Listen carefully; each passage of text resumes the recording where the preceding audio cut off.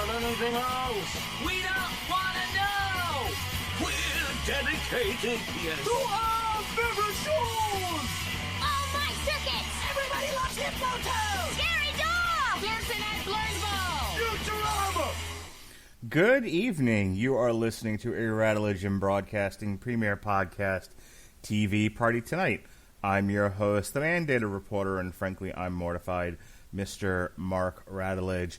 And tonight, our favorite show is The Mandalorian, Season 2, brought to you by the good people at Lucasfilm and Disney+. The Mandalorian Season 2 started with Chapter 9, The Marshal, on October 30th, 2020, and concluded with Chapter 16, The Rescue, on December 18th, 2020, and we're getting around to talking about it today.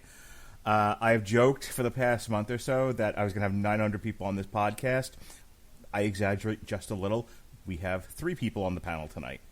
First, from Honeysuckle Rose Creations, ladies and gentlemen, my frequent collaborator in all things animation, Alexis Hejna. How do you do, madam?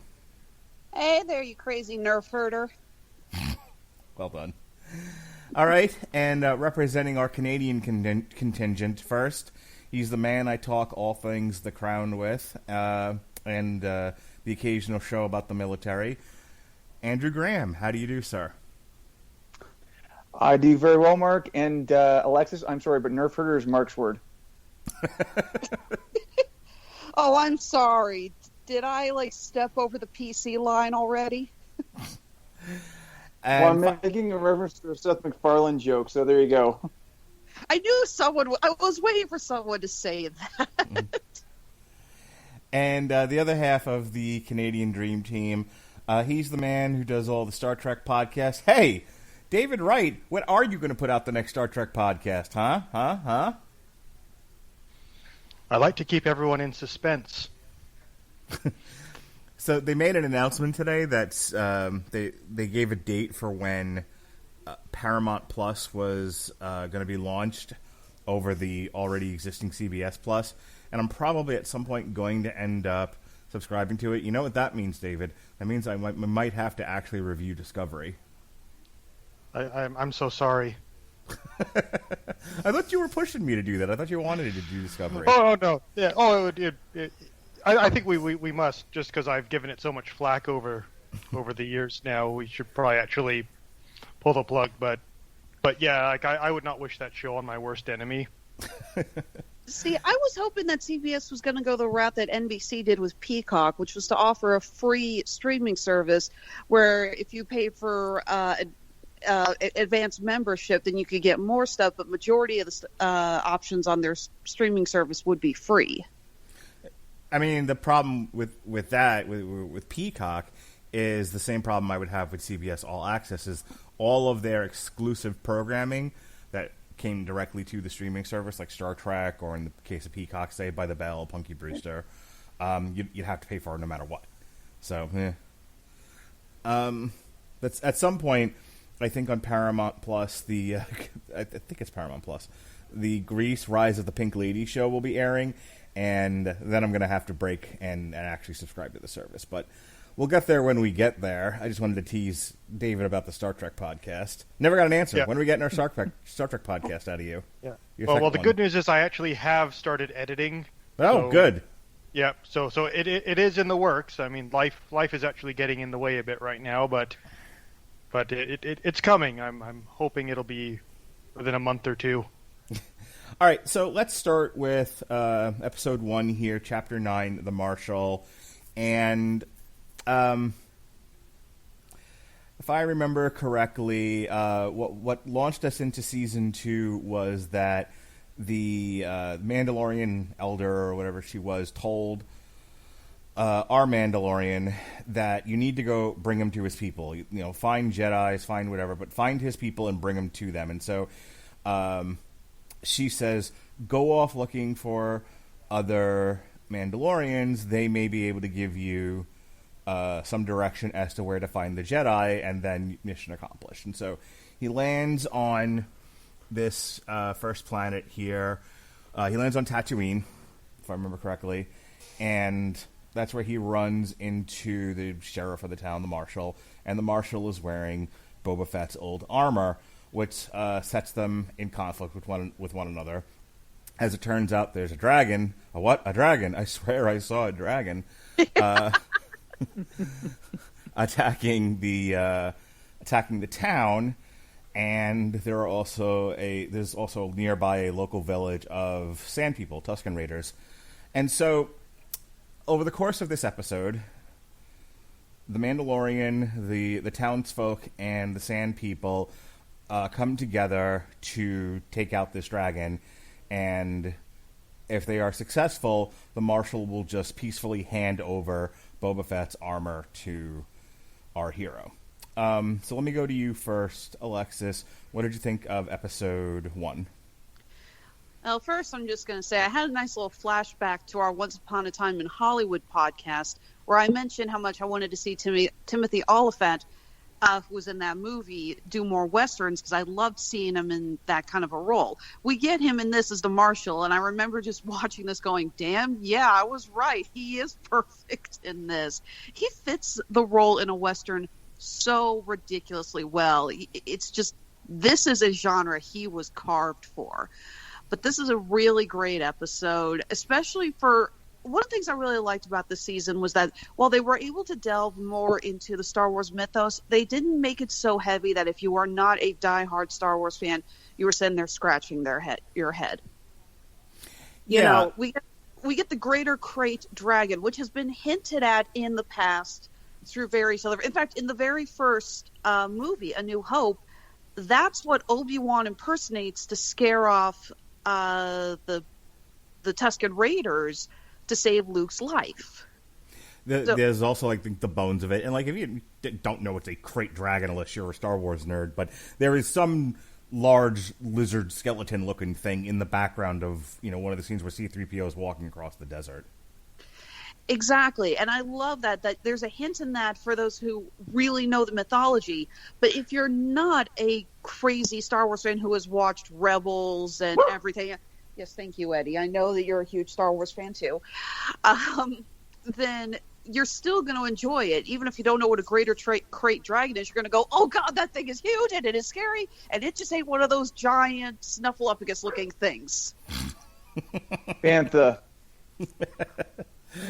Bantha, Snuffleupagus, hairy elephant, whatever.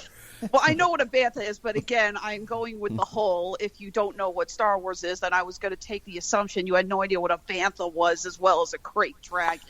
The other thing I really liked about this episode, and then I'll turn it over to Andrew, is, and going on what you said there, Alexis, if you don't know what a Boba Fett is, nor do you care, and you're just sort of watching it because the person you're sitting next to is a big Star Wars fan and you want to spend time together, you don't need to know who Boba Fett is or what the meaning of that armor is, because I've already explained that only Mandalorians should be wearing that armor, and he ain't no Mandalorian. Good enough. And so they do a really good job of balancing stuff that's there for the hardcore Star Wars fan without the casual person who's watching it having to know any of that stuff, because the information is within the show. Well, the in-universe meaning of that armor is the same as the meaning of like Anakin Skywalker's lightsaber. Almost absolutely nothing. Yeah. The problem is if you're a Star Wars fan, then you're like, oh my God, it's Boba Fett's armor. This is so amazing. Like, I've read all the comic books and the novels. He's the greatest character ever. And then it's like, it's just armor, dudes. Like, same with the lightsaber. Like, it's just a lightsaber, guys. Like, it's a useful weapon, but like that's it. Go like ahead, Luke Andrew. Skywalker does not care about that. It goes to that really simple idea on when you talk about anything, and when Star Wars works really well when it's working within the realm of mythos. Like, everyone knows what the sword is. Everyone knows what the lightsaber takes on Excalibur or something like that, and the armor does the same thing. And as Mark has said, I mean, I think the Mandalorian has done a really good job of taking non-Star Wars fans and being able to make things mean it without having to get into the extended universe or the mythologies, or in the case of me, and I was watching this with my wife, and she is not a Star Wars fan at all. I think she's seen maybe half the movies at this point, and she was able to follow along no problem for the most part. What'd you think of the episode? I really enjoyed it. It was a strong start to the season. I think it kind of got things going. I got to 100% agree with Alexis. I mean, Timothy Olyphant's a really fun actor, and it bugged me today because I was thinking about that, because it's like, yeah, the guy really does live in a Western between Deadwood and Justified and a lot of his other roles. And I had to look it up. He's from Honolulu. Are you kidding me? Oh, yeah. Yeah. And actually, I've got to ask Alexis, have you watched Deadwood before? I haven't. I know he was on that in Justified, but I haven't seen it. He was one of the lead characters on it. So, I mean, and he actually plays the town sheriff. So that one I would definitely recommend. But I enjoy it. I'm gonna bring up my one, and sorry, I should also say before I get to that, I mean, everything worked in this episode. The kind of the action beats along trying to slay the Krayt Dragon was really interesting. It fleshed out the world a little bit, trying to explain what the Sand People were without necessarily getting. It didn't explain it to the point that it wasn't cool anymore, and all of it works. It kind of came up with a fun a fun way to solve the problem. And finally, after 30 years of teasing them since they came out with that toy, they showed that the rocket on Boba Fett's backpack actually works. All right, David. I will say. Sorry, go ahead. I was going to say my only thing I'm going to bring this up, and this is kind of, with the exception of a couple episodes, kind of a bit of a pattern the series gets into, is that this kind of continues to use the video game phrase, the fetch questiness of this entire series, where you have to do something, but you have to go get something first. Oh, yeah, this whole series is Final Fantasy VII compact. Oh, see, I was going to go with BioShock on that one. Tomato, tomato. Either way, it's like, okay, what's the side quest? I don't mind it, though. I like the structure of The Mandalorian, and I'll tell you why. You need to find something for him to do, and as we consume a lot of television. I do, especially, doing multiple show review podcasts with a variety of people throughout the network. And, I've noticed that I just wrapped up Sabrina, for example. I've noticed that when you have a thin sort of premise and it's you're just a slow crawl through that premise, I know for myself, I start to lose interest in the show. The idea of, as you're calling it, the fetch quest, or, throwing obstacles up and little tangents and side things for them to do, actually, to me, makes it more interesting. It gives it more color, because if it's just a long, slow crawl to the inevitable conclusion, it starts to lose me after a while. All right, Dave, go ahead and give you're also avoiding a lot of convoluted plot as well. Yeah, no, exactly. Okay, for real this time, Dave. Go. Okay, yeah, story-wise, it's your typical two groups of people that hate each other, have to work together against a common obstacle. So I guess I almost feel like crediting the episode with, at the end, it's the Tusken Raiders and the miners are not like partying together, just the Tusken Raiders go to harvest the dragon and the villagers go back to their village. So it wasn't quite as stereotypical as that. My main takeaway from the episode was when at first they bring the bantha to lure the dragon out of its den, and then the dragon comes out, and instead of going after the bantha, it goes after the Tusken Raider. I'm just thinking like that bantha must be just going, yes, nailed it. That bantha was doing an impression of a tree is what happened there. Yeah, but it was a solid start to the season. Nothing too heavy. Yeah, I think the most enjoyable part of the episode was the fight at the beginning where Mando goes to see the gangster and then they turn on him and you just see like Grogu just look around and close the doors on his pram and let Mando do his thing. Yeah, he's like, I know what's coming. Click. Yeah, like not my first rodeo. Yeah, he just nopes out of that. Yeah, it sets up Boba Fett for later on. It was kind of like here's our introduction to the season. Here's our introduction to the season. Here's this thing that's going to pay off later on. There's a degree of setting up here. the next episode, The Passenger, the Mandalorian agrees to take a frog lady and her eggs from Tatooine to the estuary moon of Trask, and they end up running afoul of 2 new Republic X-Wing fighters, and for whatever the reasons were, and I don't remember the details, they end up crashing on this ice planet, and... I made this complaint about Demon Hunter, where I was like, I was not expecting half of the movie to take place in a dark cave with a bunch of, crab spiders. And here we go again. This time, it's ice spiders. What is with Hollywood and this need to put everything in a cave with a spider? But yeah, they... John Peters syndrome? I guess. They crash on the planet. They're making repairs. And they end up, there's a gag where Grogu keeps trying to eat the frog lady's eggs. There was a freaking hashtag called Bad Baby Yoda because people were so miffed that they let him eat multiple eggs. Like, those are the last of her eggs! How could you let him do that? Oh my god. Yeah. Well, the episode was shadow written by George R.R. Martin. I actually got some of my favorite fan art out of it. I can't remember who did this, and I feel terrible because I follow him on Instagram. But it's Baby Yoda drinking boba tea, but it's not boba piece or not little boba eggs, whatever. It's the frog legs in the cup. Perfect. Oh, great! I think the best point I ever saw was that it's like if Yoda and Grogu are the same species, then Yoda was like the apex predator on Dagobah, and every creature in the swamp just lived in mortal fear of him until he died. Nice.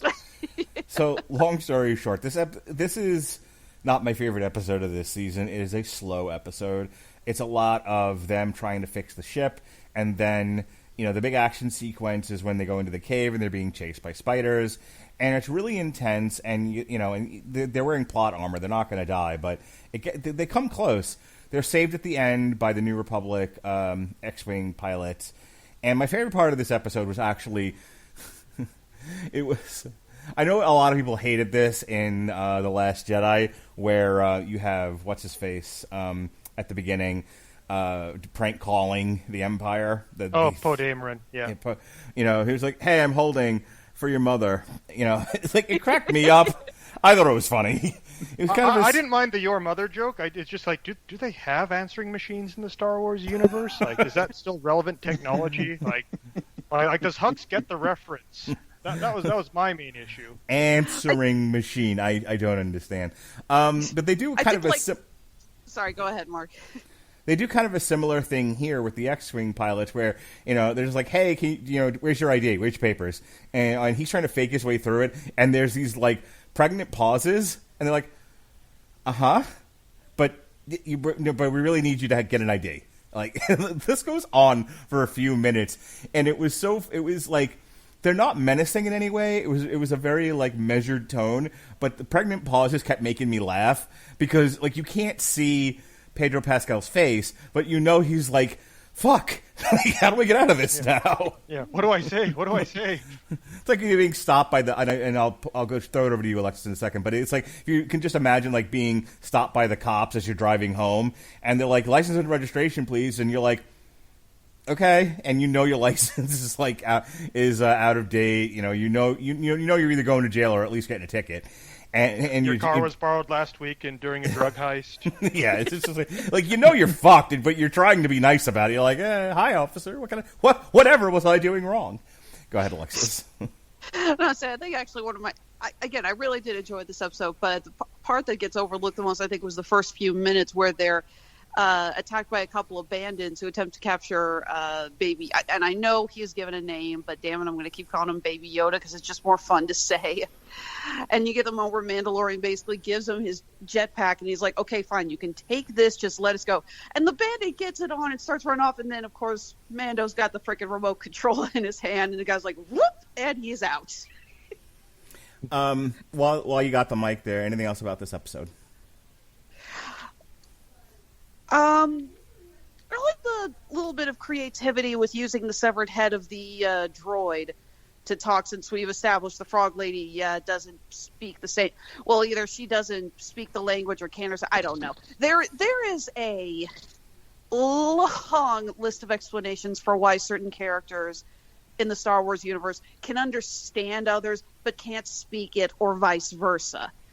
You know, the use of a translation droid is just beyond annoying sometimes, but I thought this was very clever how she was able to do that to get her message across. Well, if you want to see what the opposite is like, you can always go back to the Star Wars Holiday Special. No thanks. No Go thanks. sit in the corner. You know what you did. It's in 99% in Wookiee with no subtitles. Oh God. That, And I will also add that those... That's like the those new are- karate. That was like the 2010 Karate Kid, where half of it's in China. I'm sorry. Go ahead. Chinese. No, I was- Damn it.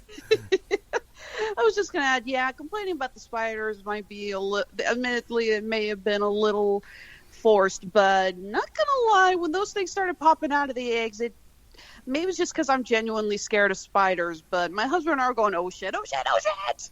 It's just kind of freaking out. But maybe that's also because we watch the Aliens movies back to back before the holidays, so it's like, we've seen this movie, we know what's coming. Yep. Yeah, Grogu is not very genre savvy. Look, just if you happen to walk into a room, in one.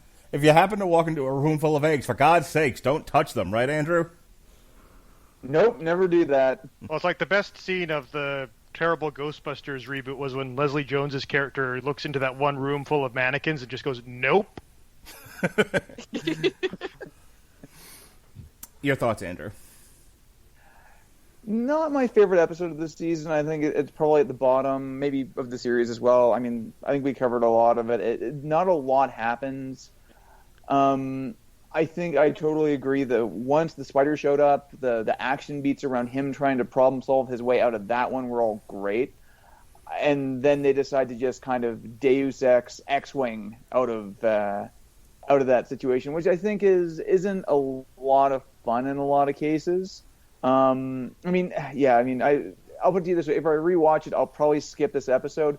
That said, I am going to give a shout out to one of the X-Wing pilots, Paul Sun Hyung Kim, from one of my favorite shows here in Canada, Kim's Convenience. And he's actually one of his co-stars is Simu Liu, who'll be in Shang-Chi later this year.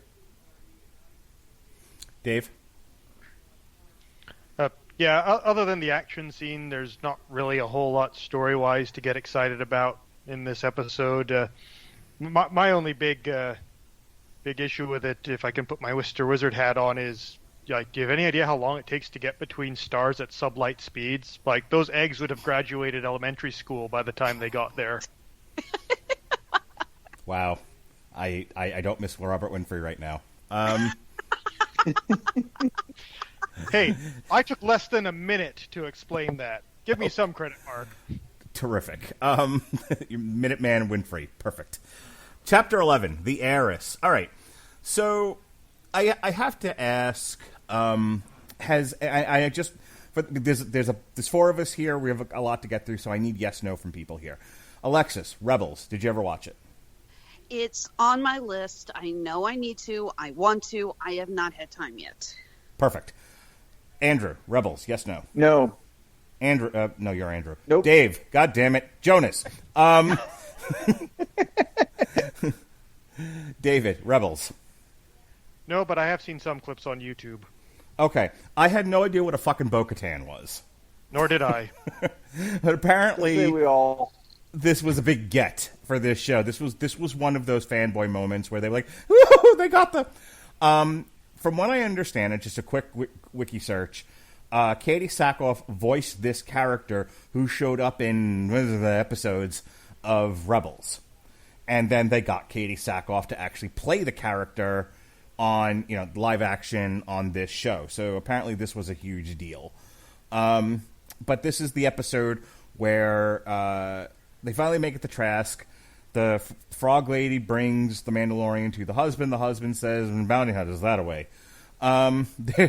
There's a bit with pirates and the Mon Calamari are on the show. They're not all Admiral Akbar, as we found out. Some of them are ne'er-do-well. So him and they get in a bit of trouble. Bo-Katan and fucking Sasha Banks and a third Mandalorian show up, save them. They end up doing a mission together, and now they are in their their debt. Again, of all the big fanboy reveals of this show, this one affected me the least because I had no idea who the hell she was or why it mattered. Cool looking character. Katie Sackhoff is a badass.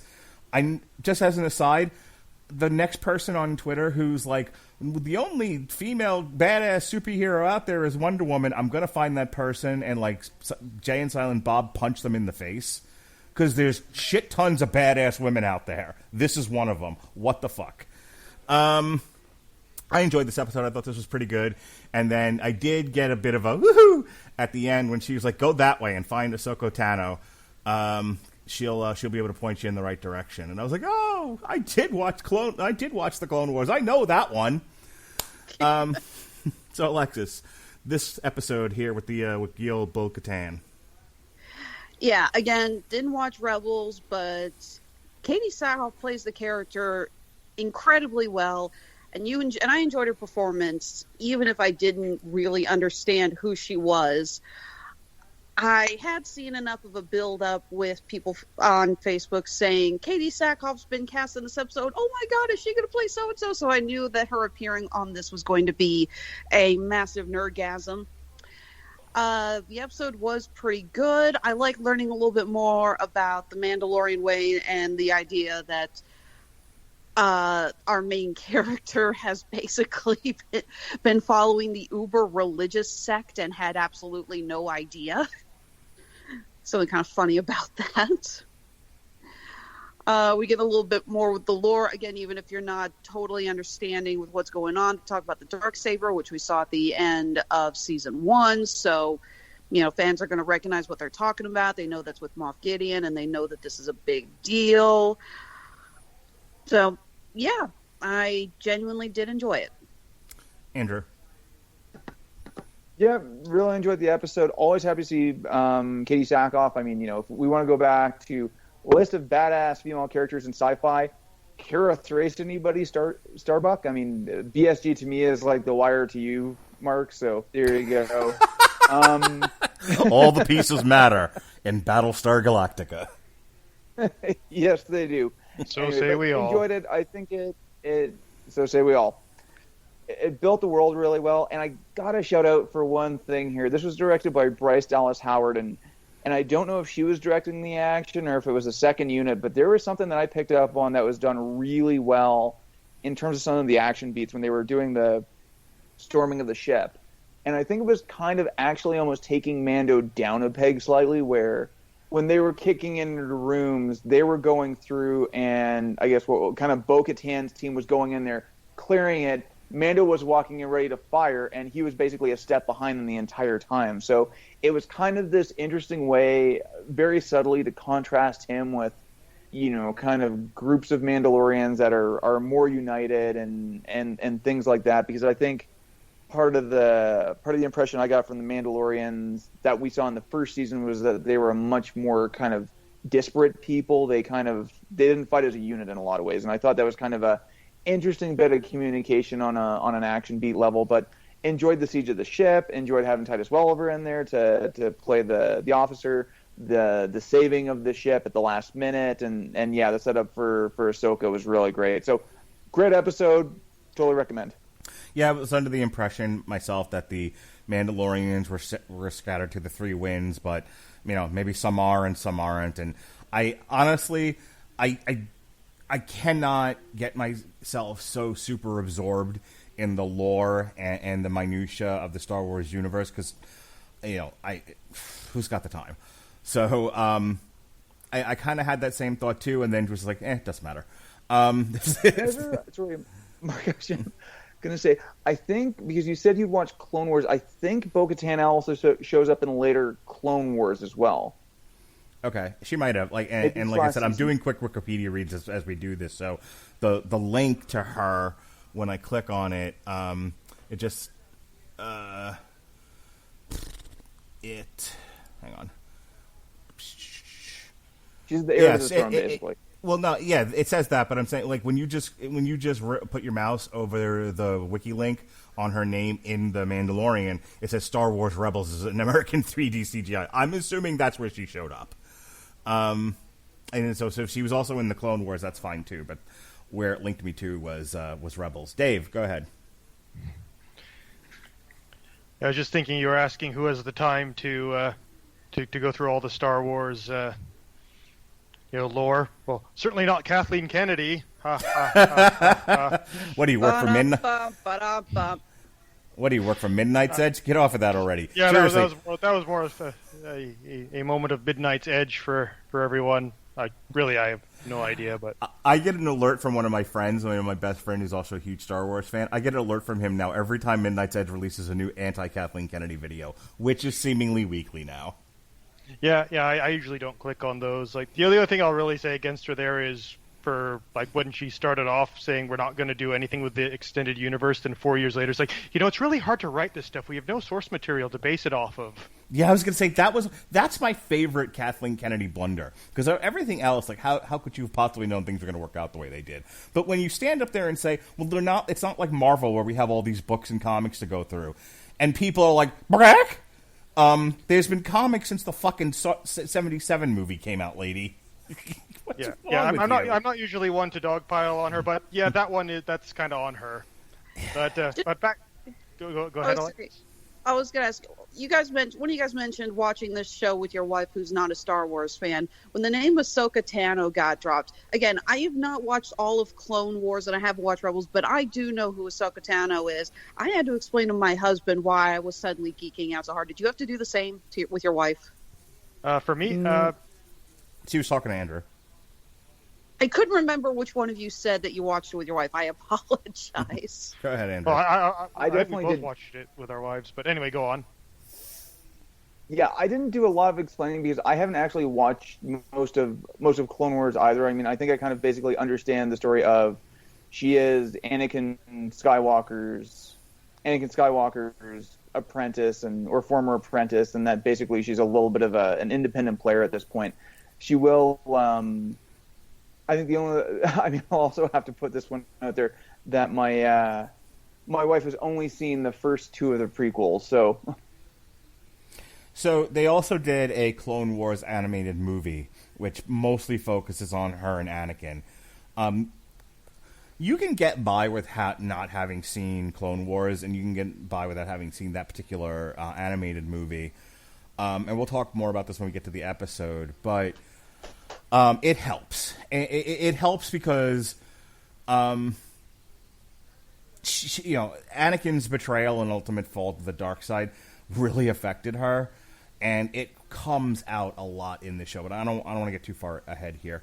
All right. So now might be a good time to mention just how good they have been doing at throwing in a lot of these references to the rest of the Star Wars universe, but not having you need to know anything about it.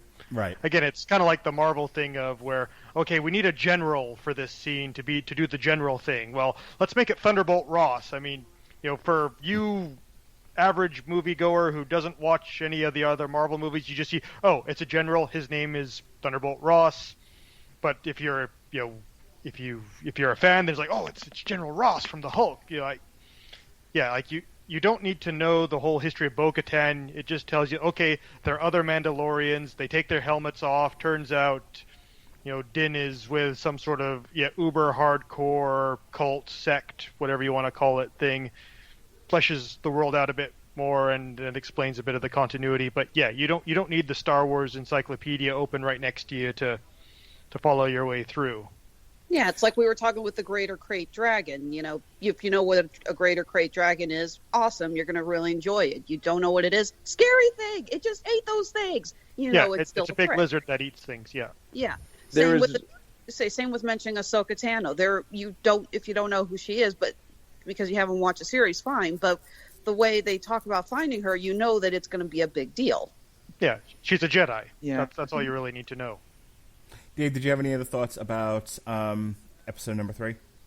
Yeah, again, I didn't really know Bo-Katan that much in advance either, and it didn't interfere with my ability to follow or understand the story. And yeah, the action scene I thought was well done. I loved the little bit where they try locking the Mandalorians in the cargo hold, and they end up overriding the controls and venting the rest of the crew out. Yeah, it's like, wait, where are you? It's like, where are they? Like, they're in the cargo. Yeah, Is it just me, or are these like remnant Imperials just a little too trigger happy on the suicide? Well, these are depressing times in the New Republic. All right, episode number 4, The Siege. So, at the end of episode 2, at the end of episode 3, the Mon Calamari, whatever the fuck they're called. Calamari, just like the food. Oh, calamari. I didn't think that was right, and I'm like, no, that can't possibly be right. They can't be named after seafood.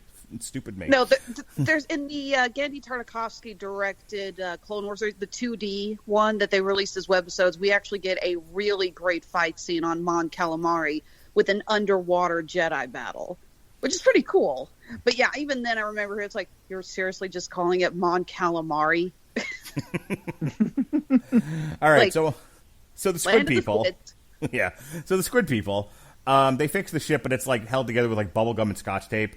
There's a really great bit where he's looking at it, he's like, really? Fucking Mon Calamari. Anyway. Sorry you didn't land on Corellia. Yeah, right? Anyway, they gotta go they gotta take the Razor's Crest in for repair, so they go, because wherever they need to go, it's gonna be far enough away that they're not going to make it. So they need to stop and get repairs. So they go to Navarro, which is where a lot of the first season takes place. And this is where we run into fellow female badass character Hollywood, Cara Dune, played by former MMA fighter Gina Carano. You're not the first person to make this observation, Mark. Damn it, I'm carrying the flag. Go for it. And, of course, Carl Weathers, who plays, I believe, Grief Karga. And this is yet another thing where, like, I'm just here to make a stop off. Yeah, but while you're here, we have a mission for you. Oh, for fuck's sake! And so in this one, they go to the base where Esposito Giancarlo, I can't remember the name of his character, but where he had been staged. Moff Gideon, yeah. So they go to the base that Moff Gideon had been stationed at, and they thought it was going to be empty, but they figured they need to take it out anyway. And while they're there, hey, there's people there. And so they go. So the whole operation here is to blow this base up. While they're there, they discover the base is being used as a laboratory by Dr. Pershing to conduct experiments with the child's blood. They destroy the base and escape, pursued by stormtroopers on speeder bikes and TIE fighters. Dune and Karga manage to stop the speeder bikes while the Mandalorian destroys the TIE fighter with a repaired Razor's Crest. So let me start with you, Andrew, here. This was a pretty good one, kind of a Mission Impossible kind of a thing here. There was a lot of fun. With the stormtrooper carrier that Cara Dune was driving at the end, and and she drives it off the cliff and everything. I actually really enjoyed this episode. What did you think of it? This was a fun one. I think I had kind of, with a lot of the other stuff that happens in the season, I'd kind of forgotten about this one. And I don't think it helps from a structural point of view that you get two kind of similar shootout-heavy episodes back-to-back. I mean, it's a lot of fun having Cara Dune and Grief Karga back. I mean, I think one of the things that this series has done really well is build some good chemistry between the cast. So I think having them all working together is a lot of fun. This one was actually directed by Carl Weathers.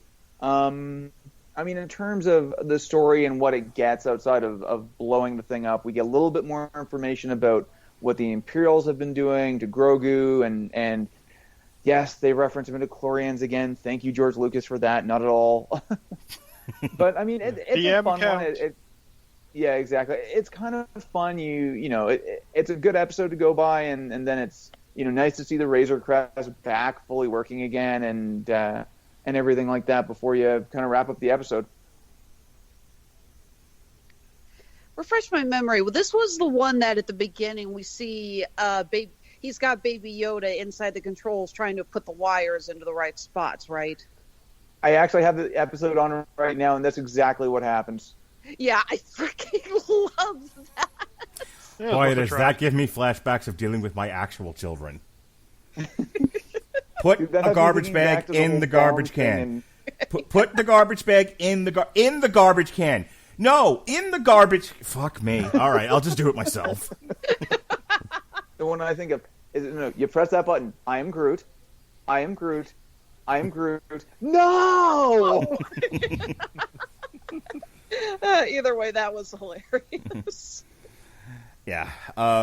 Boy, whoever wrote that episode has absolutely had to deal with children before. That was brilliant. Yep. Also, the best all-time flub of this series, which is having the random sound guy behind the one of the corridors and in the shootout scene. He's since been digitally. Yeah, the Jeeds guy.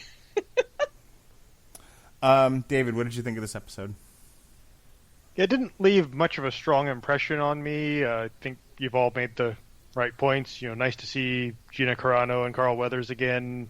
It fleshes out a little bit more of the mystery around what the Empire wants with Grogu. So it adds a little bit to the story, but like as far as character depth, there's not really much going on there. And Alexis. Okay, fun little side bit here. Mark, I know that you are not much of a cook. David, Andrew, either of you guys like cooking or baking? I can cook. I enjoy it on occasion. Okay, there's a YouTube channel called Binging with Babish. This guy is awesome. He is a self-taught chef who recreates recipes as they see in movies and television shows. Is he the headless guy? Well, yeah, he crops it so you don't see his head. Right, yeah. He showed up on an episode of Jon Favreau's chef show. Well, obviously, it was returning the favor because Jon Favreau showed up on Binging with Babish, and they showed how to bake macarons, specifically baby blue ones. Okay.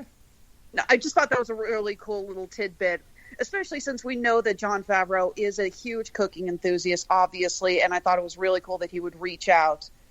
Yeah, he actually legit learned how to be a chef in order to before making chef. Like he had he hung out with, I can't remember who, but chef is in part based on a guy who gave up cooking in restaurants and opened a food truck because he wanted to be out of the politics of restaurant food. Exactly. And so chef is somewhat based on this guy's story, and that particular guy worked as an expert on the film and taught Jon Favreau a lot of cooking techniques, and then they both worked on this reality chef show together. Like I said, I just like seeing when you can see little bits of that from one show start to expand out to reach more people. The episode where they team up to make the macarons is really interesting. I actually found it very fascinating because I love to bake, and I'm not a huge macaron fan, but I've always been very intimidated by making them because they make a big deal out of making macarons is so difficult, and it's one of the great French pastries and everything. So it can be kind of intimidating, and it was very cool to see Jon Favreau, again, who obviously loves cooking and baking and food, get to be part of that experience. All right, let's move on to Chapter 13, The Jedi, and this is the second half of this season 2. So it's 5, 6, 7, and 8 we're going to talk about. And the reason why I'm making that distinction is the first 4 episodes, they're not bad, but it is a lot of kind of bumbling around from, as Andrew called it, fetch quest to fetch quest. The plot really doesn't pick up until now, and I would say the first 4 episodes, I'm going to quick go around the horn and get everyone's opinion of this. But I think the first 4 episodes, not as strong as the second half of season 2. They're fine. They're good. I was entertained, and again, I had more of a relationship to the Rebels show, I might have had a bigger reaction to Bo-Katan. But overall, it was just kind of all right, this was why I said the first season was just fine. This is him just bumblefucking around the universe. Now we get to the part that has a lot of grist for the mill. A lot. I mean, I'm going to gush about this in just a second, but this is where we start to see some real powerful acting from some of these characters and really good stuff here. But just kind of limiting the discussion to first half, it's fine. What do you think, Andrew?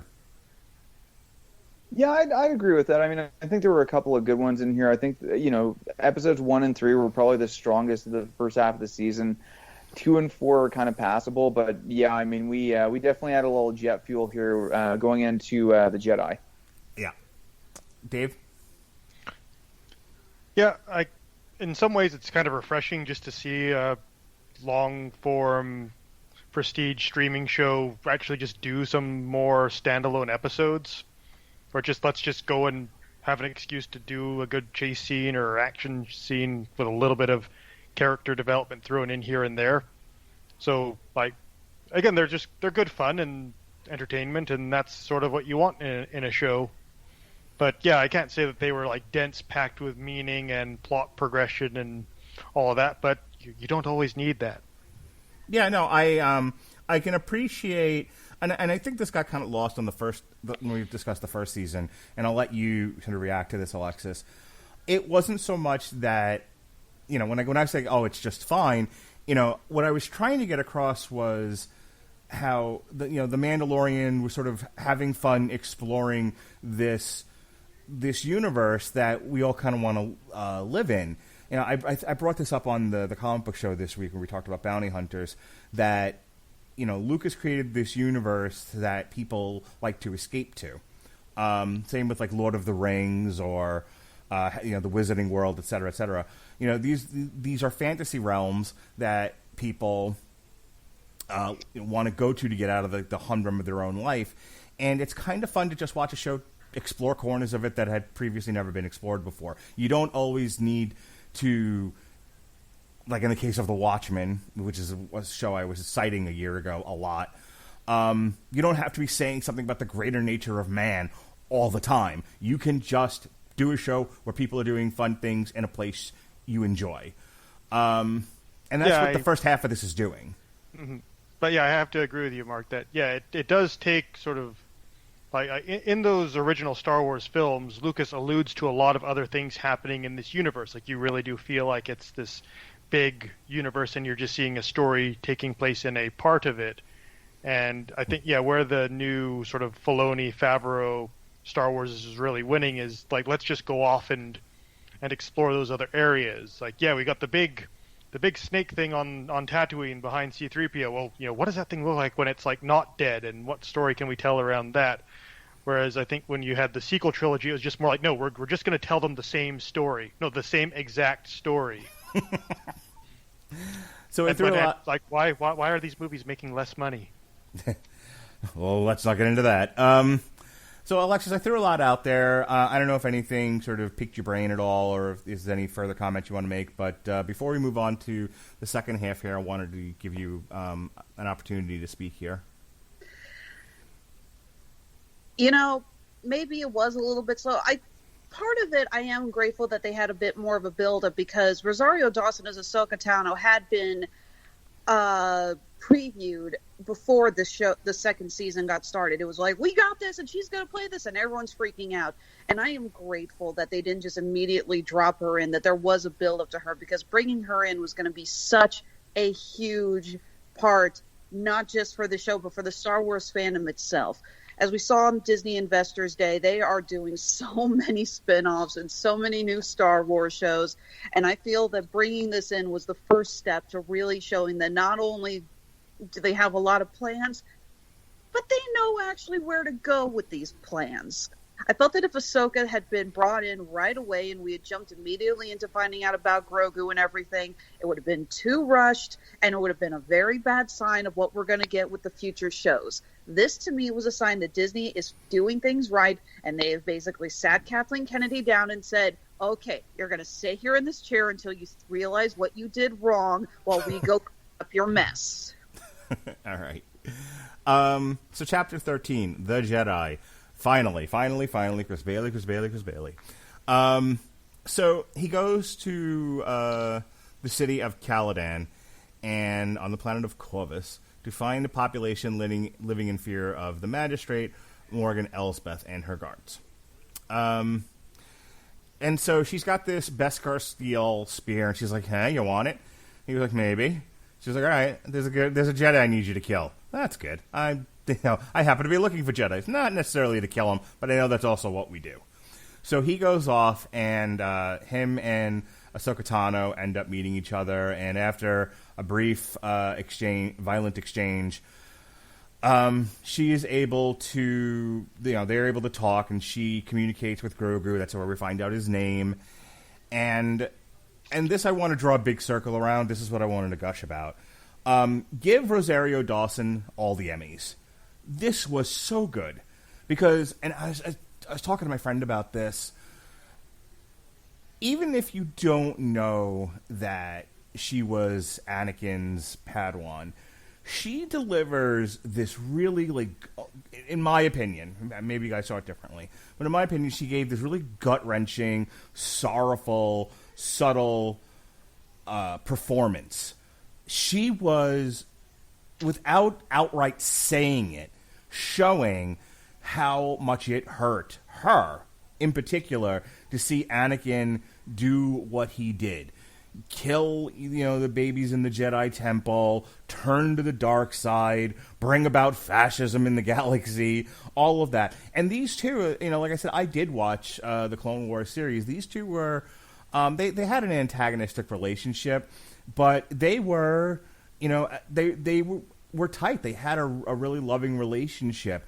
And when she's sitting there telling him, like, I can't, this kid's full of fear and anxiety and whatnot, and I'm not doing that shit again. Like, yeah, we tried that once. It did not end well.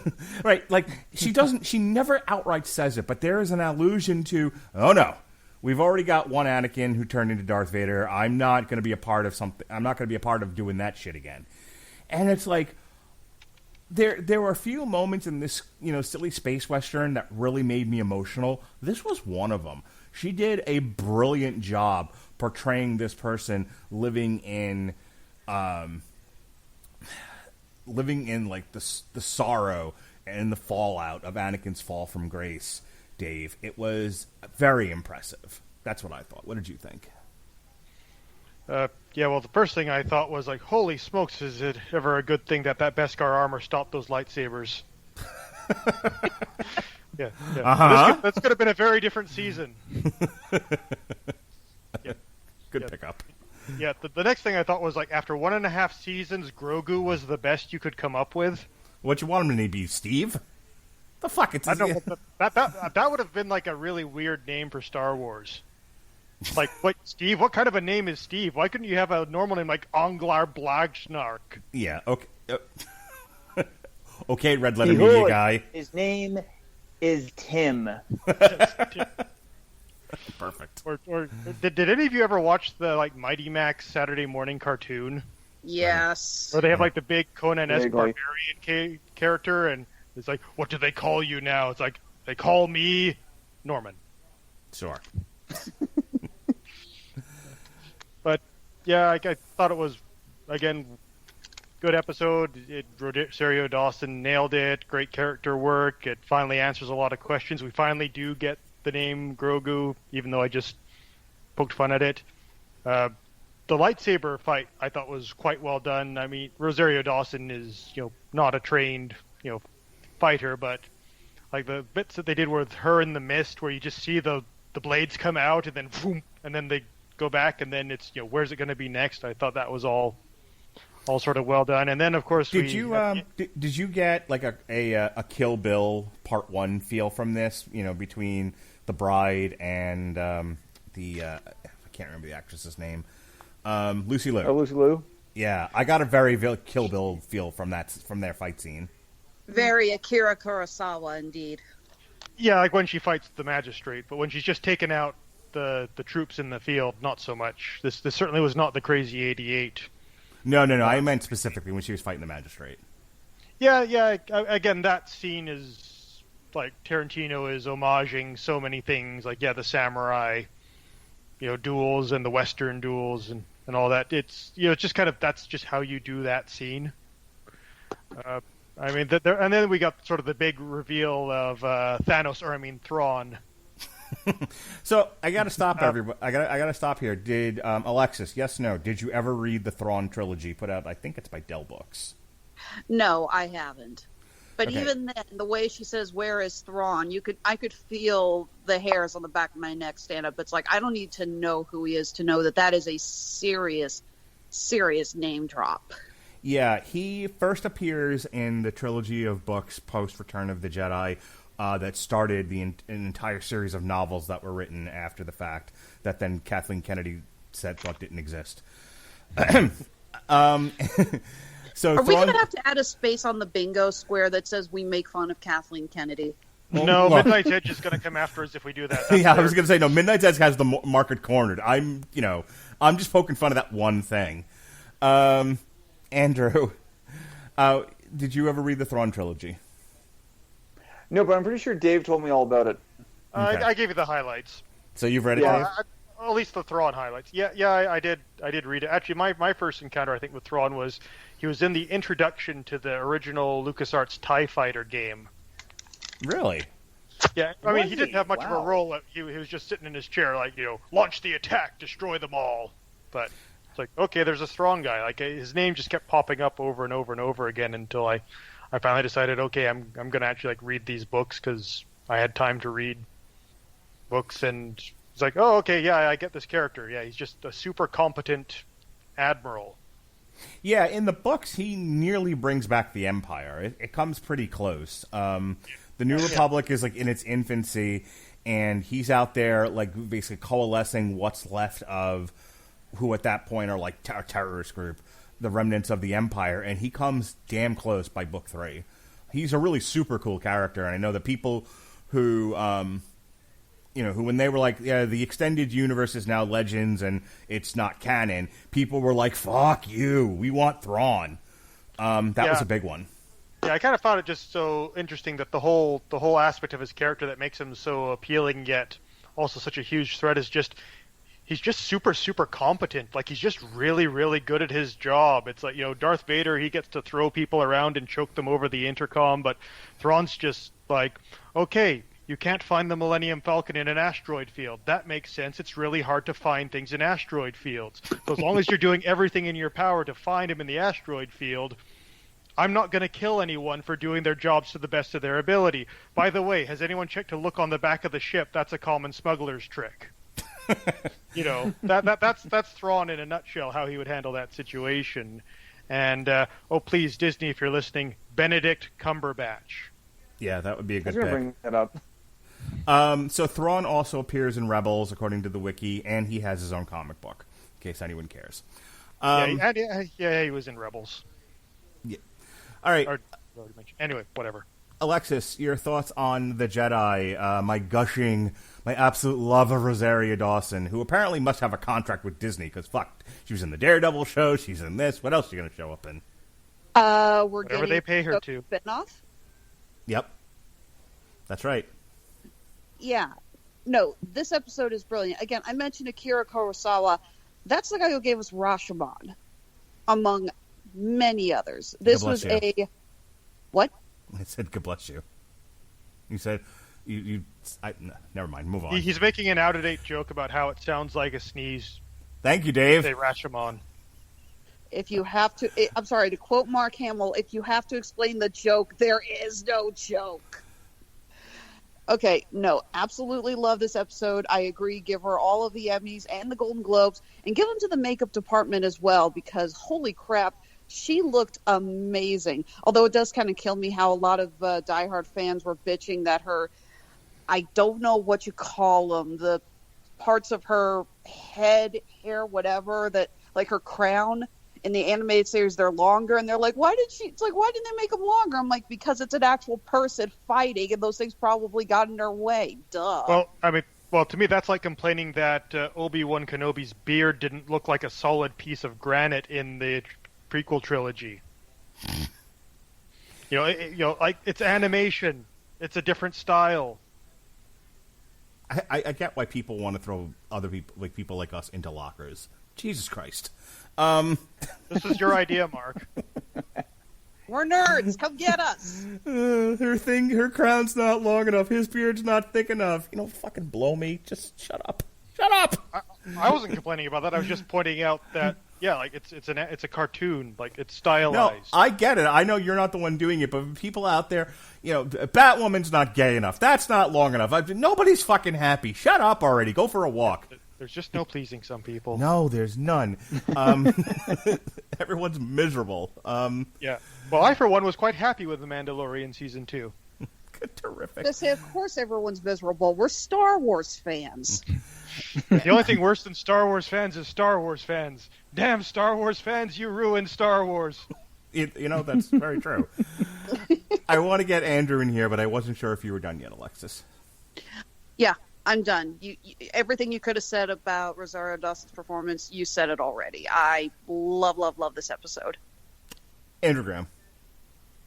Yeah, great episode. I wholeheartedly agree with everybody else. Rosario Dawson's great in this. She's pretty much great in everything. I think we talked about her recurring role as Claire and we'll call them the Defender shows on Netflix. And she's so good in those. She's so good in this. She tells so much about the story, and her story without having to actually say a lot. And it again, I think that's where this series has really exceeded, where it's telling more with less. It's not going into exhaustive detail, trying to give you every detail about every element of Star Wars, and it's something where you're getting away from things like a lot of bad screenwriting today, where it's not only does something happen, you have to explain every piece of logic, otherwise the nerds on the internet will get mad about it. And we just had that conversation, but her performance is great. It advances Grogu's story quite a bit. Yes, I'm going to call him Grogu because I'm a nerd and I'm going to do that. The episode itself is great. I think Alexis nailed it. This is a Ronin episode in a lot of ways. That's what, if Din Djarin's the gunslinger, then the other side of the Star Wars equation's the samurai movie, Ahsoka's a Ronin. I found again, going to the action beats, I thought the end action beats were really great. And I gotta call this one out because I'm also a martial arts nerd, but the magistrate is played by Diana Lee Inosanto, who was actually Bruce Lee's goddaughter, and her father was Dan Inosanto. I've probably gone on about him a few times, but she's a very talented martial artist unto herself. The fight scene between the magistrate and Ahsoka at the end is fantastic, and the way it was also intercut with Din Djarin clearing out the village was really great as well. So can't say much else. Yeah, I'm going to go with the rest of the internet. Grand Admiral Thrawn, just make it Benedict Cumberbatch and we'll all be happy, and he probably won't complain about more Disney money. So anyway, well, there apparently you go. He is quite a bit of a Star Wars fan too, so. Well, it's got to be better than casting him as freaking Khan. By the way, I just realized, how do we have this thing with none of you guys mentioning fucking Michael Biehn? It was fun to see him. They didn't give him a lot to go with, though. I am convinced, however, that Michael Biehn is slowly being consumed by his teeth. Very possibly. Sorry. I actually used to have a crush on Michael Biehn when all I knew him was from the first Terminator movie, because he was a very, very good-looking guy. And I watched this go, it's like, my God, those chompers, they're just getting huge. All right. By the way, I gotta say this one, but once you bring Benedict in, there's only one way you can identify that character. I am Thrawn. Good for you. Yes. Go home, Andrew. You're clearly drunk. Yeah. Hi, I'm Jim. This is Spock. I'm on week 3 of dry January, actually, so I'm not. I'll tell you what. If they bring in Benedict Cumberbatch as Grand Admiral Thrawn, I need him in his 1917 uniform, helmet and all. Oh, he was so good in that role. He's so one scene and he's such a dick. He's so good. All right. Next chapter is the tragedy. So Ahsoka said, "Go to this other planet, sit on a rock. He will reach out with the Force, and if anyone picks up the call, then they'll end up training him, and that'll be fine." And so this entire episode, now this is where we see Boba Fett, sans armor, show back up again, and he's like, "Hey, that's my armor." Now here's my one little nerdy. I just kind of banged my head against the desk because I was like, "Oh my God, too much nerd stuff." But this is one where even I was like, "Hey, wait a minute." So Jango Fett, right? His armor is blue and silver. And they're having this discussion in this episode about, like, well, where'd you get the armor from if you're not really a Mandalorian? It's like, well, I got it from my dad. It's the wrong fucking color. What do you mean you got it from your dad? What'd you do, paint it? What is it, a Pinewood Derby car? I don't understand what's happening here. Did anyone else, like, fill in the gaps or figure that out or, not care? Andrew, your thoughts?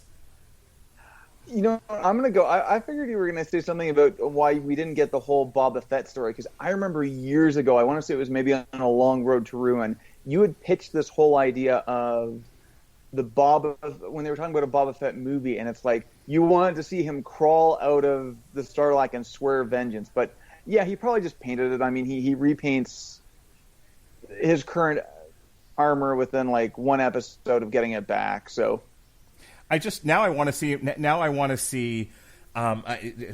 Yes, no, around the horn here. Breaking Bad. Did you ever see it, Andrew? Parts. Damn it, Dave. Breaking Bad. Yes or no? First episode. Ugh. Alexis. Breaking Bad. Oh, I'm actually looking up information about Boba Fett's armor to answer to see if it was actually answered in any of the other expanded universe. Did you ever watch Breaking Bad? Yeah, the whole thing. I loved it. Okay, so remember in the last season where I can't remember the character's name. The one that the star of the show that isn't the old man. Damn it! Why can't I remember names anymore? Jesse. Thank you. So it's kind of a flashback. He's making this box that he talked about. Like he sanded it. It was all perfect. It was just the best wooden box ever. And then it flashes and he's chained up and making meth. I want to see like in the book of Boba Fett, him like painting the armor, but with that level of detail. Just, daintily painting it, and just putting so much care into painting this armor. If that's really what happened, like I really want him to make a thing out of it. Yeah, I did pitch like the Boba Fett movie, and they'll probably do it when they do the book of Boba Fett. Like they'll have a flashback to him crawling out of the damn Sarlacc. But I think I actually stole that idea from the Dark Empire comics from Dark Horse. Did you ever read those? No, and for the record, I cannot find anything that says when Boba Fett painted his armor, just that he painted it sometime after Jango's death. Okay. I guess he just wanted to make it more of his own, and so people didn't assume he was automatically Jango, because he pretty much was already Jango. He's a freaking clone. So he and Fennec from season 1 show up, who's played by Ming-Na Wen, and they, again, it's kind of a bit of a structural pattern here. First they fight, then they stop fighting, and then they work together. The Moff Gideon's people show up to take Grogu, who, the fun thing about this episode was the anxiety over, like, he couldn't get him off the rock. The Mandalorian couldn't get Grogu off the rock to get him out of there, and he's like, hurry up, come on, like, they're coming, like, they're stuck at like the bottom of a hill essentially, while all the Indians in the world ride right down on them, and there's nothing they can do but fight him off, because Grogu's stuck on this rock and it's everything to protect him. So I really liked that aspect of this episode, David. Yeah, again, decent episode. If you are a Boba Fett fanboy, like, this is like the greatest moment of your entire life. I'm not a Boba Fett fanboy, so I was like, okay, that was nice.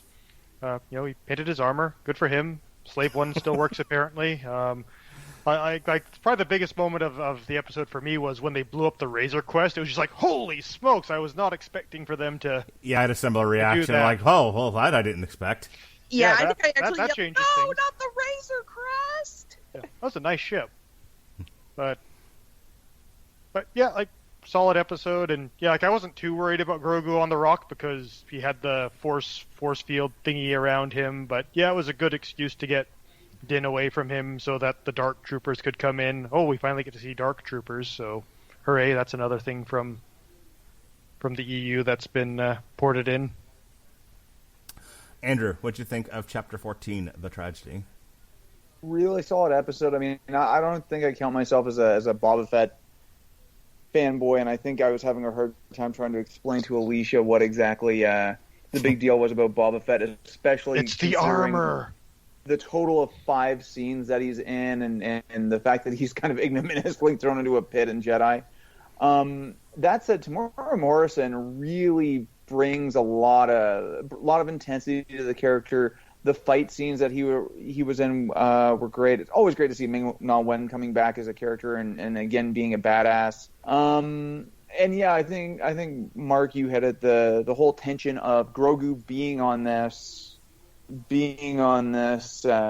cliff and them having to kind of defend it until he's done reaching out with the Force is great. And then of course the introduction of the Dark Troopers, which I'm not as familiar with from kind of the extended universe stuff, but again, they made their impression. I'll talk more about that in 2 episodes, but really, really solid episode overall. And it, yeah, again, heartbreaking when the Razor Crest gets blown up. Yeah.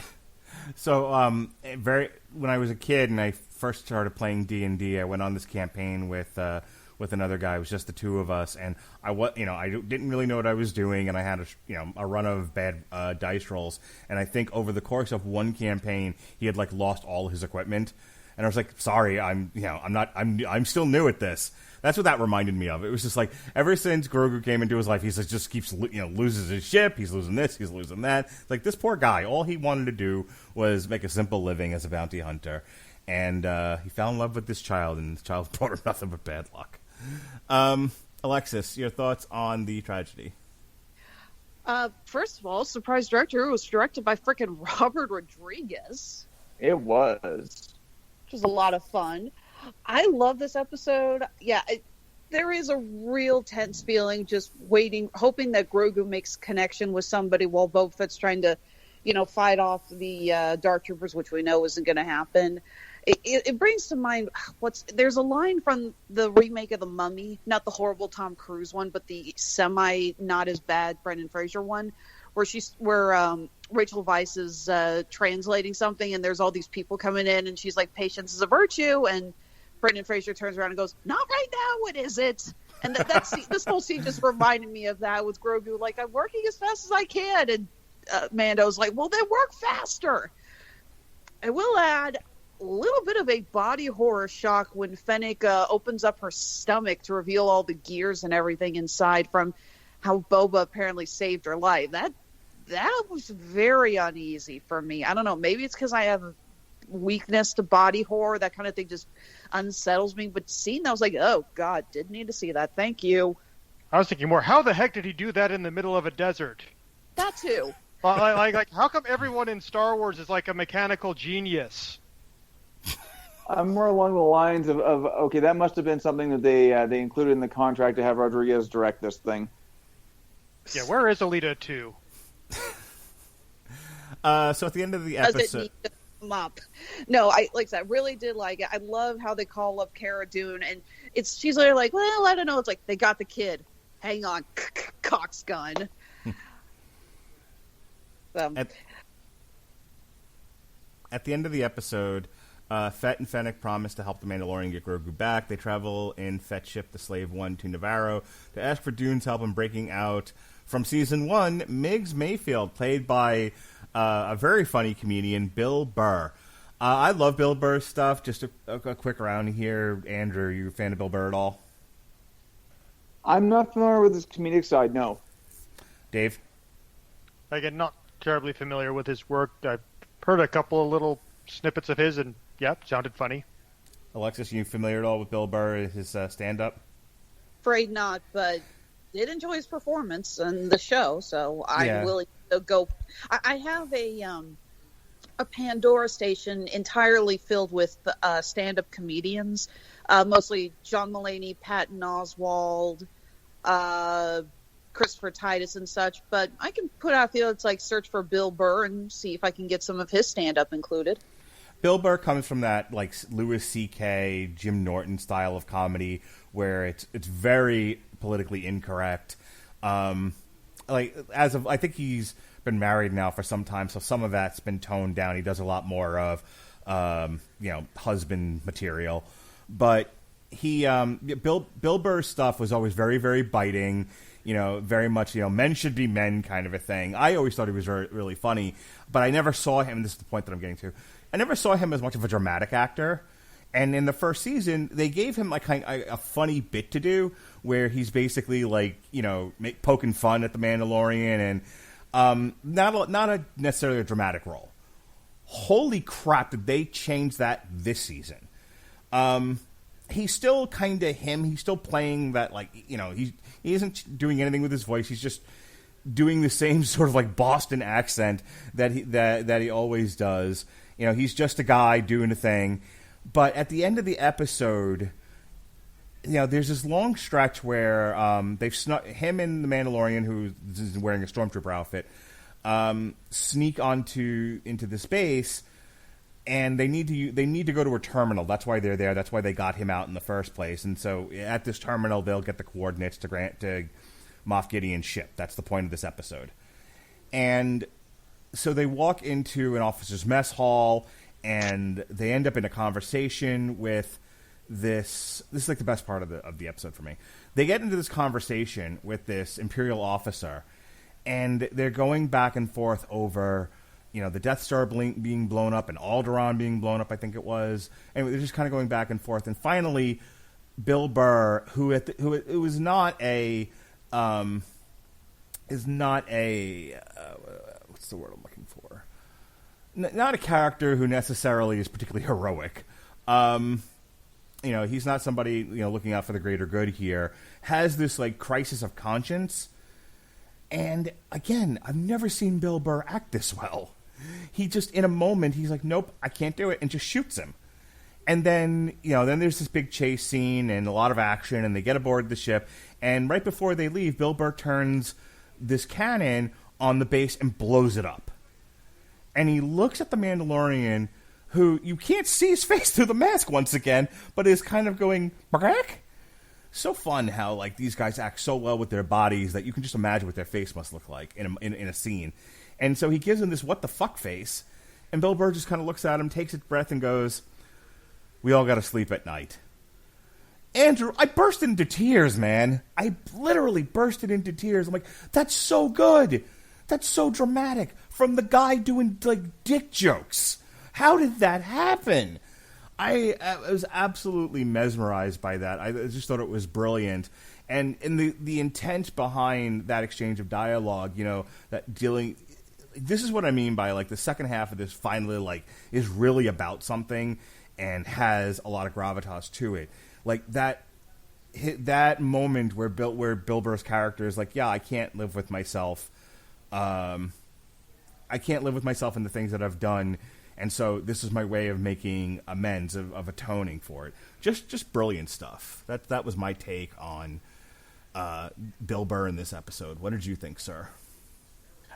Yeah, completely agree. Bill Burr kind of reminds me of, and I can't remember where it came from, but it was a line by Joss Whedon, and he was talking about selecting actors. I think it was probably off the Serenity commentary or something like that. He said he always likes to choose comedians to do dramatic stuff because they give you things that you never expect. And I think Bill Burr's a really good example of this. And I mean, again, altruistic. I'm not That's really the word I was familiar looking with for. any of his. Sorry, altruistic. He's not altruistic. That's the word I was looking for. That was going to kill me all night. Please continue. Oh, yeah. But anyway, I mean, I think it is interesting on how he's kind of this very smart-ass character in the first season. And he definitely continues that on this season. But I think as you bring him closer to that character's trauma, and I think that's what we're dealing with in a lot of cases here, it gets a lot rawer as he goes on. I mean, I think... probably the one thing that I remember you mentioning in the chat was talking about, the scene in I believe it's a hauler of some kind where he's really kind of a guy who's a bit of a lost soul, and he's questioning Din for it because he's like, okay, so what are the rules?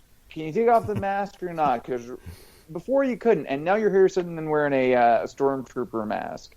And I think on some level what it was him encountering that officer in the mess hall that he knew, and he knew was a dick and a bad officer who had gotten a lot of his friends killed, that I think he kind of just said, screw it, and kind of said, I'm going to clear my conscience today, if it kills me or not. And I honestly was kind of wondering for a good long while there, it's like, is he going to make his way out of this episode? Yeah, what's brilliant about his portrayal in that scene, and really the whole episode, was this was never about the greater... he does a whole speech about, being almost like cogs in a wheel. And I don't remember the exact language, Dave, but it was a lot of I'm not into the bigger picture here of the Empire and the Rebellion, because it seems like no matter who's in charge, the little guy always gets stepped on. So I'm just looking to not get stepped on. But yeah, there's a line about, and he was talking about the people on that planet. It's like, it doesn't matter if it's us or the New Republic, doesn't matter to them, they still get run over. Yeah. And, but he had, a moment that is really heroic, depending on, your point of view. it was still, it was about him, but I like that. I like the fact that he wasn't throwing in with the New Republic. He wasn't throwing in with any big ideas. It was, I have to do what's right in my heart, and I can't continue to. And right now, from where I'm sitting, the Empire or remnants of it are a bigger threat to being stepped on than not. You know what I mean, Dave? Yeah, it's nice to kind of get a bit of fleshing out of what it's like to be part of the Empire, or at least part of the Imperial military. Because, like the original Star Wars films, you were never supposed to think about it in that level of detail. Like, we weren't supposed to be Randall talking about, the second Death Star wasn't finished when the Rebels blew it up. So there was, contractors and just, people who were just trying to, make their way in the universe, and they were all killed by, Lando Calrissian. It's like, you're not supposed to think about that. Geez, what was his name? The Flash Gordon villain, Ming the Merciless. It's like Ming the Merciless's death ray. You don't think about this type of stuff. But the more Star Wars stuff you make, you kind of have to start to get into what is it about people in the Empire? Don't they know that the Empire is this big evil thing? Wouldn't people not be so into that? So yeah, it's kind of nice to kind of see a bit more of a Grunt's perspective on things, and I'm not so sure about the Bill Burr's character, whether or not he was I'm taking a stand for good and the Republic or anything. I think it was just more this guy is an absolute rat bastard who let many of my friends die needlessly just for his own perverted sense of the Empire and what it's worth, and he's not even remorseful about it in the least. So screw this guy, I'm going to blow his brains out, and if I get killed after that, well, totally worth it. What did you think of this episode, Alexis? The scene between Mayfield and the commander's name is Valen Hess it's terrifying. It really is. Again, you don't have to know exactly what Operation Cinder was to get an idea of what happened with the way they talk. I actually did look up because the way they discussed it, I was very intrigued. Operation Cinder was essentially a last-ditch effort by the Empire after the events of Return of the Jedi, which was essentially, if we can't have the universe, no one can. It's called Operation Cinder. I'm pretty sure they weren't handing out candy. No, they were essentially handing out napalm. And, yeah, several civilizations were just scorched. And the discussion between them, I've got the quote open here. Mayfield is talking about it's like the ones who died, was it good for them? Their families, the guys they served with, civilians, was it good for them? And Valen Hess goes, but we've outlasted them, son. They're eating themselves alive. The New Republic is in complete disarray, and we grow stronger. You see, with the Rhydonium you've delivered, we can create havoc that's just going to make Burning Cone just pale by comparison. And then they're going to turn to us once again. You see, boys, everyone thinks they want freedom. What they really want is order. And when they realize that, they're going to welcome us back with open arms to the Empire. Oh my God, just the way he delivers it. This is a character who is pure evil. And you can see the looks in Mayfield's and Jin's face, however you pronounce his first name, Mando's face. And they're just sitting across from this guy. And for the longest time, you can tell there's don't do anything.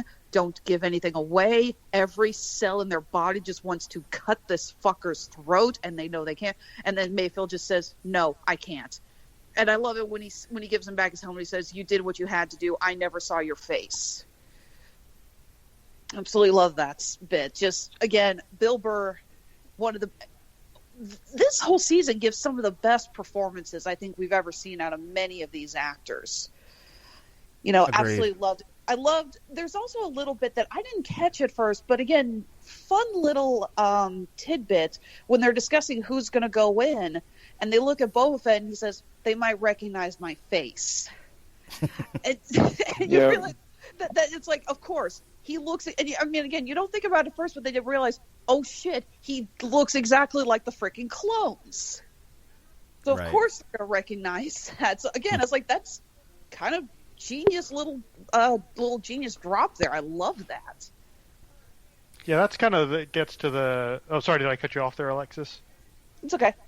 yeah, you sort of get to like the big moment for Din in this episode. Yeah, is he finally takes off his helmet. You know, that sort of moment.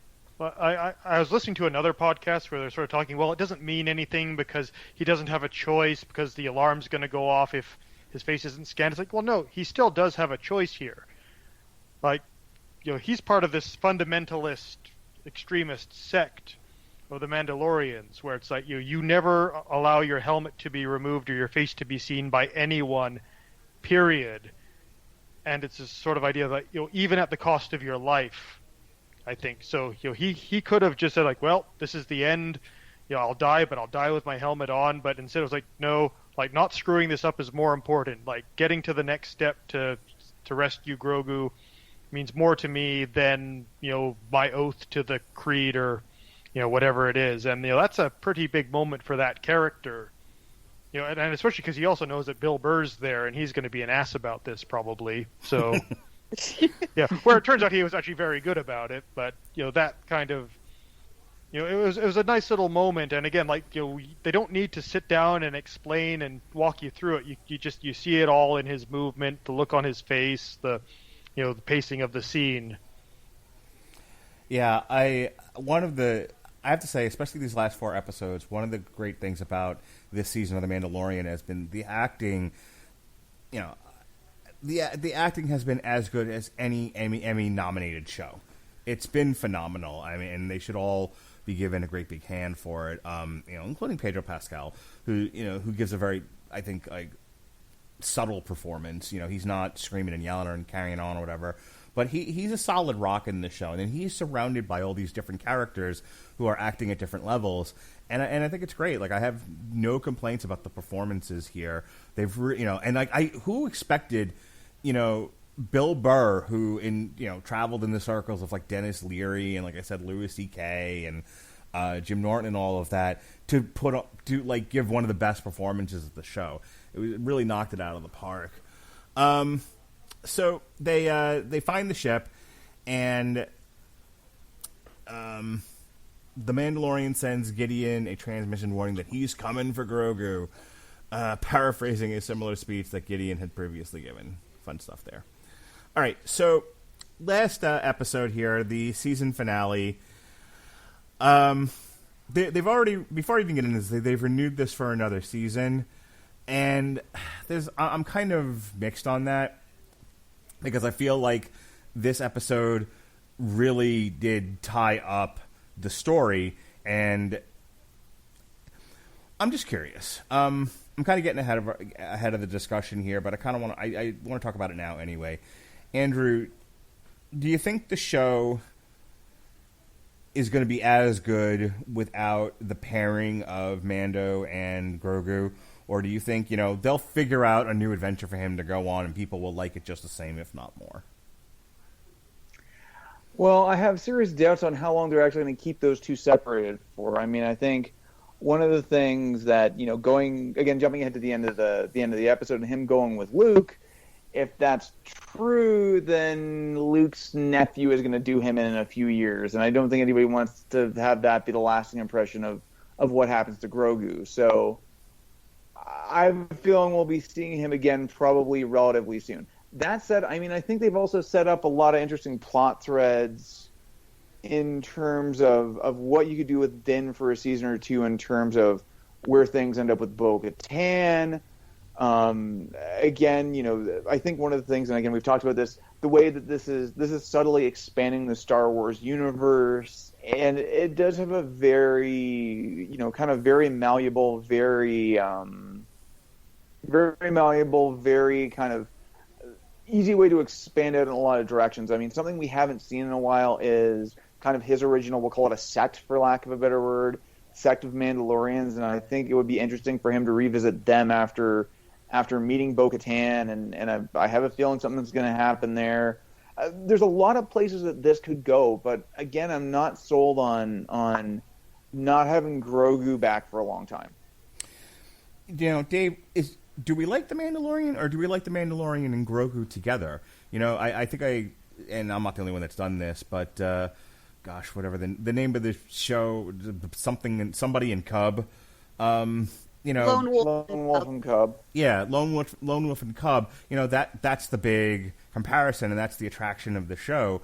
And now, Andrew is suggesting we may not be without Cub for long. But what do you think?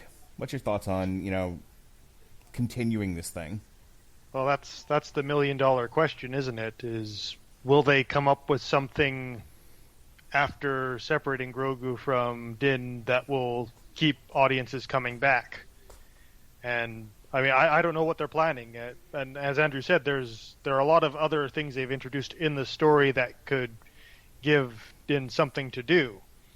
Like him having to deal with basically being now the heir to the throne of Mandalore and not really wanting that, and with all the drama that can create, and with him now sort of he's broken the creed by removing his helmet, and he also knows that what he was taught what a Mandalorian was is no longer what all Mandalorians are. So they could certainly take it in other ways, and his ship's been blown up, and Boba Fett's presumably still using Slave One, so they can certainly take him in a different direction, and you don't always need to do the same thing over and over again. It's just the question, will they be able to come up with something new that will fill in that gap? Because obviously Grogu is all over the merchandise, super popular character. They hit gold with that idea. So I can't see them leaving that field fallow for very long. But unfortunately, the best answer I can give is I don't know, and I think it just depends on what their plans are and how talented their storytelling is from this point on. Did you want to jump in on this, Alexis? Do you have any thoughts about, does the series end up retaining its viewership without Grogu? Are you with Andrew? Come on, they're not going to not have Grogu. They'll write him back in somehow. Well, I think it does say a lot that for quite some time after the season finale, a lot of people were asking, so wait, is the Book of Boba Fett what we're calling season 3? Yeah, I was in that boat too. I lost track of how many discussions on Facebook I got about that, and it's not. That's going to be a completely separate entry, which they're releasing at the same time as Mandalorian season 3, so I'm kind of scratching my head going, that's a little out of character. But honestly, what we've gotten so far from The Mandalorian and Jon Favreau has been gold. And I trust the mouse. I trust the mouse. I believe that we're going to get something great for season 3. I don't know what they're going to do with Grogu. I don't know what they're going to do with the main character.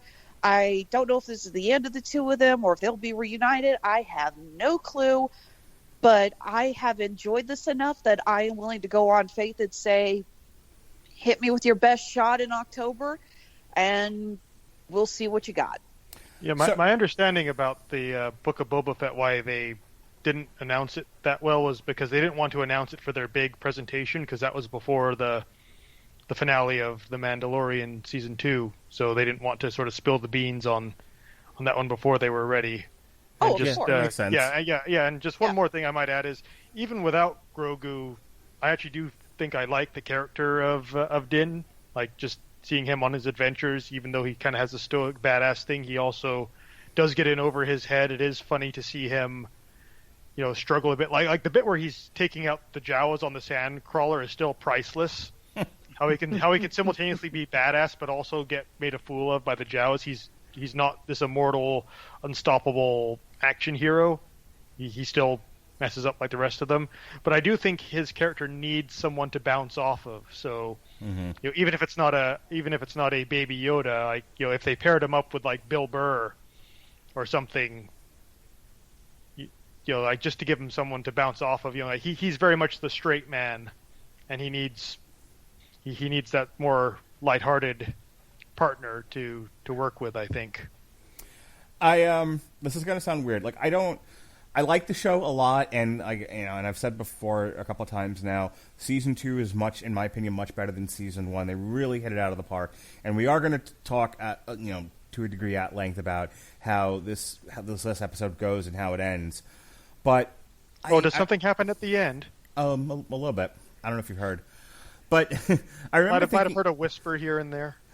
Yeah, Mark Hamill had a picture on his Instagram of him putting his fingers to his lips and shushing with absolutely no hashtags whatsoever. So that might have meant something. Yeah, I don't know. You should have just put like a big sign saying "I hate everyone."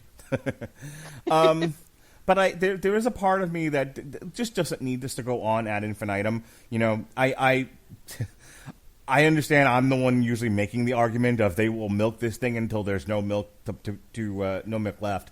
But in this particular case, as not being cynical and not looking at it from the capitalist perspective, I just felt like they told such a neatly tied together story by the end of this, and it had such a great over-the-top finale that I'm like, I don't want to see any more of this. I don't need to see any more of this. I got everything I feel like I could get out of this show in this last episode, and it's like, okay, let's do something else now. Let's look at different characters. I mean, they've only got 106 shows coming up over the next few years. Yeah. I was just about to say, they don't need to milk this one anymore. They're going to milk its children to death. All right, so the Mandalorian and Cara Dune board an Imperial shuttle and capture Dr. Pershing. They enlist the help of Bo-Katan, Sasha Banks, and in return, Bo-Katan gets Gideon's cruiser and the Darksaber, and the Mandalorian considers helping them to liberate Mandalore. They use the shuttle to get close enough to crash land on Gideon's cruiser, with Fett pretending to attack them in Slave One. Bo-Katan, Casca, Fennec, and Dune fight through stormtroopers to the cruiser's bridge. Meanwhile, the Mandalorian finds the Dark Troopers, barely defeats one of them with the Beskar Spear, and ejects the rest into space.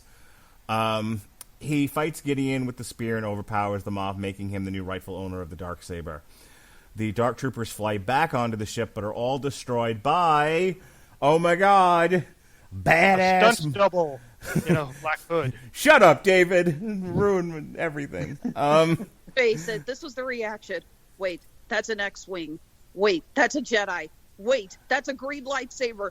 Wait, Yep. he's got a That's a robot robot one hand. hand. I have talked to a couple of different people before the show, and they all kind of, like Bailey, my friend Tom, they were all like watching it extemporaneously and having the, oh no, they couldn't possibly, and the whole room is wet and sticky and gross and pants are flying. Oh, God. We You already just ruined talked it, about Mark. the Thank you very episode, Mark. much. Good night, everybody. I'll say my image.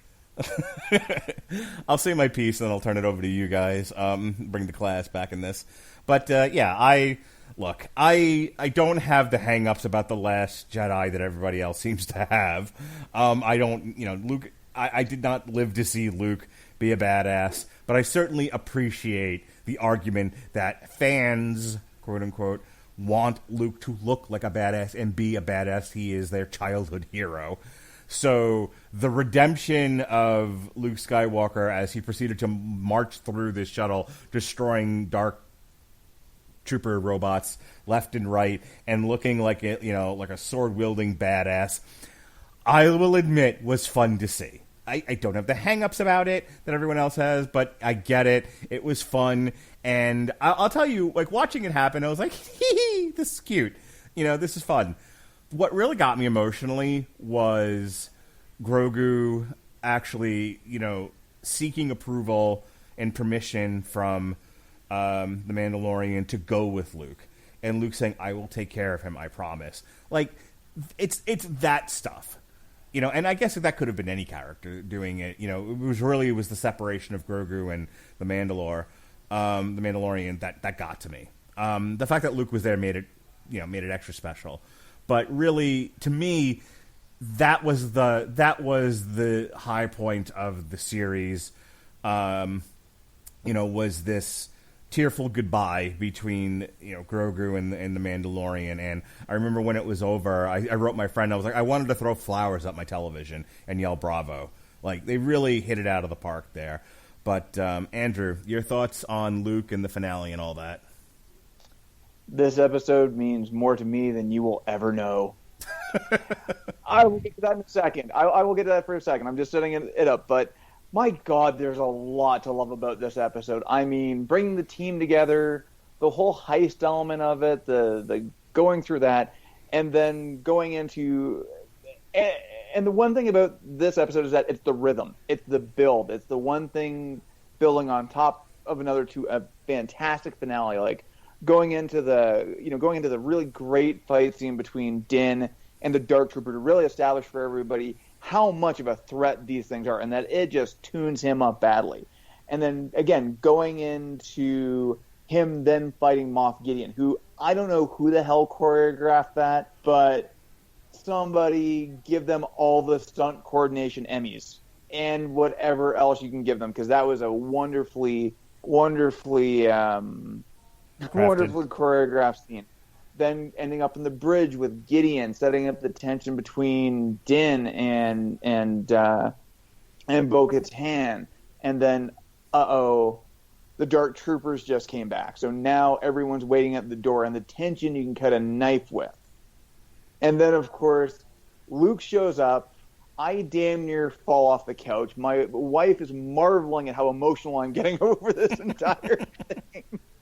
Followed by the farewell between Din and Grogu, and I'll put it to you this way: the only way I can describe the experience of watching this, and this is then going back to my little setup bit there. This was what we needed this year, because we didn't have a lot else this year, even in terms of entertainment. This was Cap lifting the hammer. This was Portals. This was Avengers Assemble. This is what they couldn't get out of The Last Jedi in terms of having that big finale moment. And they absolutely goddamn nailed it on every single note. Criticisms of this, that they kind of dropped Luke out of anywhere, that was very fan servicey. And you know what? I don't care. It worked from an emotionally engaging level. Fantastic episode. Fantastic end to this season. Just cannot say enough good things about it. I've spoken. That is the way. Bailey and I were talking about this when we reviewed the Impact pay-per-view today. That you sometimes when you've built something up, when you use the term fan service, Alexis, like it's a bad thing. It's like they use the word mark in wrestling. It's like you're supposed to make the fans happy. I get the Rian Johnson argument of it's kind of boring to always do what's expected. Sometimes you got to throw a monkey wrench into things and subvert expectations. But I think there's only 900 other podcasts and YouTube shows out there that have pointed out that subverting expectations, I think even Winfrey has said it, subverting expectations just to do it isn't good writing. There has to be a purpose behind it. There has to be something else to it than just doing it. And, but in many other cases, sometimes just giving the fans what they want and giving them, with good stories and good performances is all anyone can ask for and all anyone needs. And so, the show was very fan servicey. Yeah, and? We're not supposed this to have, is what you spent $4 billion on. Right. This is supposed to be a fucking miserable torture experience. Oh my god, if I have to watch one more episode of the Mandalorian, I'll kill myself. No, it's supposed to be a fun experience, you dopes. Go ahead, Alexis. This thing has lots of fans that will give us lots of money to make more of it. Let's make more of it. No, wait, I have an idea. Why don't we get rid of everything the fans like and tell them that they're all evil people for hating us for it? Yeah, there's a reason why Vince McMahon used to say Hogan must pose at the end of every show, no matter who won or lost. Go ahead, Alexis. One thing that you guys haven't pointed out that's really stuck with me, and it's a minor thing, is the music. I love I love the Dark Troopers thing that's got kind of a techno underscore to it. It really set the mood really well, and I absolutely love the attention to detail that had. So, many a time have I caught myself humming the Mandalorian theme. That too. Yeah, love the fight scene with the Dark Trooper. I'm so glad that it didn't get redundant with trying to take them down, and that we showed that even just one of those things was probably enough to almost, if he didn't have the Beskar spear. And speaking of which, the duel of Moff Gideon versus the Mandalorian, Darksaber versus Beskar spear, that is the stuff that fan wet dreams are made of. It was so awesome. Loved it. And yeah, you already heard my reaction when I saw that it was Luke. My husband and I, my husband's going, it's Luke, and I'm going, it's not Luke. They would do it. Oh shit, that's one glove. Although I will admit, I was actually so scared that they were going to do a switch, and it turns out it wasn't Luke. It was someone in disguise until R2 showed up. I was like, okay, it's R2. We're safe. It's not going to be a bait and switch. It's Luke Skywalker. Can I tell you how to authenticate it? Can I tell you how there was a small part of me, the troll that lives inside me, wanted it so desperately to be Rey? Or even better, Ryan Johnson. Oh my God! It's like, congratulations, Disney! You killed more people this year than the pandemic did. Yeah, I was gonna say congratulations. Just saying that, I think like somewhere a couple of dozen Star Wars fans' heads just exploded. Yeah, Ryan Johnson just walks on and then kills everybody on the bridge, turns around, kills Jon Favreau, and walks off.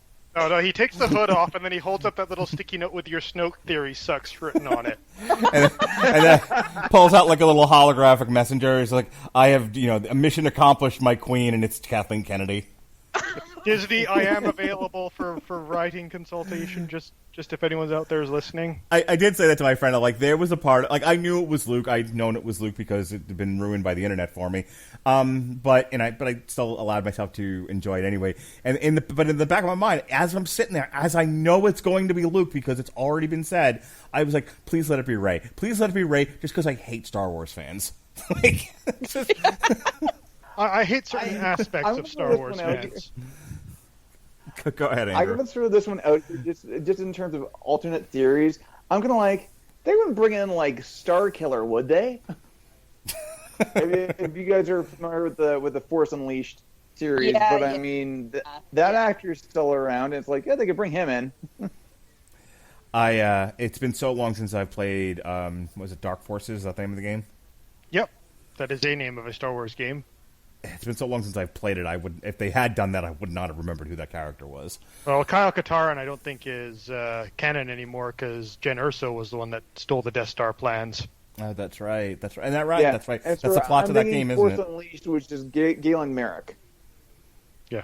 God, yeah. we're nerds. Anything else besides my desperately wanting to troll Star Wars fans? Anything else, Alexis? Again, I understand where you're going with this, Mark, with the idea that of being worried about the third season. It's very much so the Toy Story 3 ending, where when we find out that there's Toy Story 4, we're going, why? The ending to 3 was perfect. And yeah, the ending to this was perfect. And it is easy to get terrified that Disney's going to totally fuck it up with season 3. But I am giving faith to the mouse. I am giving faith to Jon Favreau. I really think that this is going to be awesome in the third season. I don't know what to expect, but this season finale was perfect. Dave, your thoughts here, and then I think we will call an end to this discussion tonight. Yeah, overall, I agree with pretty much what everyone else has said about the finale. So I'm probably going to be a little bit more on the negative side, though. Again, I really did like it. Fantastic season. Don't take this as me being negative on the whole thing here. One positive though is apparently Moff Gideon's cruiser was actually a physical model. So I just love it when they sort of do a bit more old school stuff. I'm sure they used CG here and there to augment things a bit, but yeah, I love the old model work. I will never forget when I first showed my wife the Wrath of Khan, and they're doing the whole fly around the Enterprise and space dock thing, and she's like, "How did they do that?" And it's a model. It's like they did it with models, just seeing stuff from before CGI. You ever watch the old clips of them filming the Death Star trench run in the '77 Star Wars movie, and it's just it's with models. They built models, and they had little planes and everything, going in there and just running a camera and filming it. And I'm like, wow, those look like hot garbage. It's amazing this looked good on film. Favreau did go out of his way to use more models and hand-built sets. I mean, obviously puppets. they had to use CGI where they could, but this has a much more authentic look to it, which the fans have been screaming for since George Lucas did the prequel trilogy, and we were like, okay, we get it. You found out how CGI works. Now take one giant step away from industrial light and magic. I think it's Ewan McGregor who kind of just the story is, I don't know how true this is, but there's a story out there that Ewan McGregor on the set of, I think it's The Phantom Menace, just sort of sat down, slumped up against part of the scenery, and was, and there was so much green screen, right, so much CGI, he just sort of sadly yelled out, "I don't know what I'm doing in this movie anymore." Well, he was also the one that they had to yell at repeatedly because whenever they filmed them using lightsabers, Ewan kept going, vroom, vroom, vroom, vroom. They're like, we're adding it later. That's amazing. Apparently, Ewan McGregor's insecurity dream is him waking up, reporting to set naked, playing Obi-Wan Kenobi. That said, I will say one thing just to talk about the whole kind of CGI, and I'm definitely kind of on board with the more practical sets. But the one thing that this series is really revolutionizing in terms of filmmaking is that, as opposed to using a green screen, what they actually did, and they probably didn't use it as much for the indoor scenes, but more for the vistas, is that they were actually filming on a set that had three or four incredibly basically room-size, high-definition videos or screens. So the actors were actually acting against their set. So if they were acting in a desert, they would look around and they would see a desert. So it definitely, I think that comes out in the performance as well, and it's something that they're talking a lot about in terms of the way that they made this series and increase the immersion in terms of the acting and in terms of the performances and things like that. Yeah, so basically, huge kudos to the special effects team on the Star Wars properties. You're doing great work, guys. Keep it up. On to sort of minor nitpick things like, why does nobody cuff anyone behind in these shows anymore? Yeah, like you have your super dangerous Grand Moff who's like proficient with using, all manner of weapons, and you cuff him in front. Wow, Dave. There's a great meme that came from the end of the previous episode where it's like, wait, we have Baby Yoda-sized handcuffs? Do you think maybe we're on the wrong side? Yeah. 4K7, yes, 3619. Do you suppose we are the baddies? It's like, our helmets look like skulls. Someone designed our helmets to look like skulls. All right, folks, I think unless anyone's got any... Yeah, my only last thing here is, for me, the Luke reveal was, I was a bit surprised just in you crazy sons of bitches. I can't believe that you actually went ahead with it.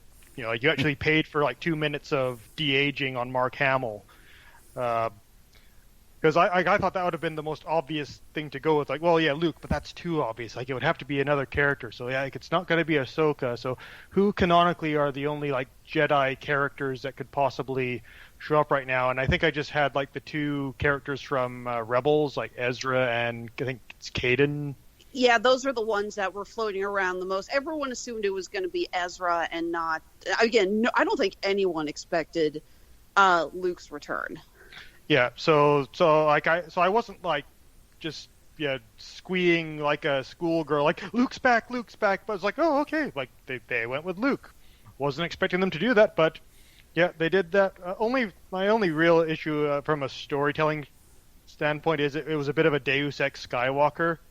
It's just it just seems like Luke flies in there and saves them at the last minute and. You've been wanting to say that this whole review, haven't you? Just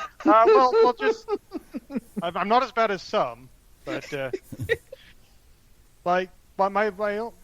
have no problem with that. They've done that before in different things, but you set it up so that becomes the objective for the main characters. Is we have to hold the line until reinforcements get here.